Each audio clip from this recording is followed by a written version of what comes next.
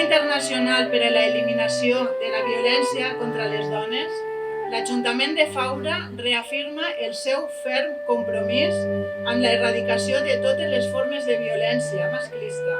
Este enfocament resalta la necessitat de crear un sistema judicial més humà i d'implementar canvis socials que fomenten un entorn segur per a les víctimes de violència sexual.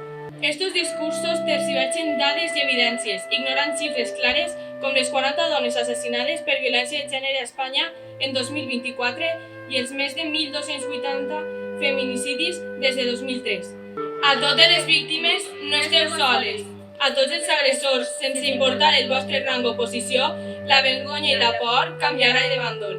Per nosaltres, per totes, per les que ja no hi som, continuem lluitant.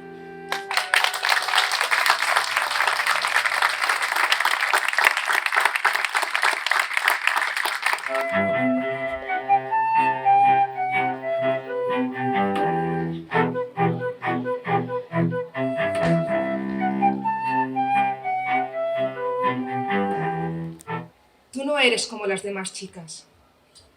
Fue verte y enamorarme de ti. Las demás me hicieron mucho daño. Tú jamás serías capaz de hacérmelo. Ellas estaban locas. Tú no.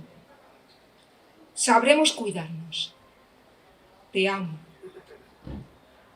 Qué mal se te da esto. Parece que no sabes hacer aquello. Cállate. Tú no entiendes de eso. ¿Otra vez se te ha calado el coche? Deberías aprender a cocinar. Vete a fregar. No te cortes el pelo. Parece que no sabes beber.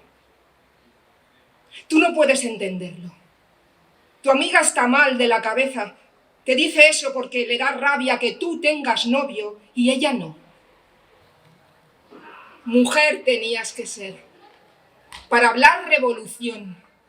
Para escribir con sangre tu historia y querer ser dueña al fin de tu palabra.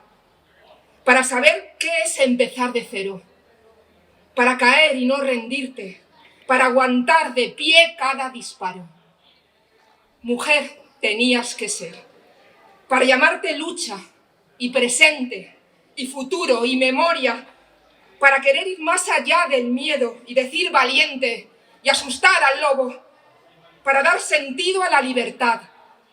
Para gritar a voz de calle qué significa ser mujer.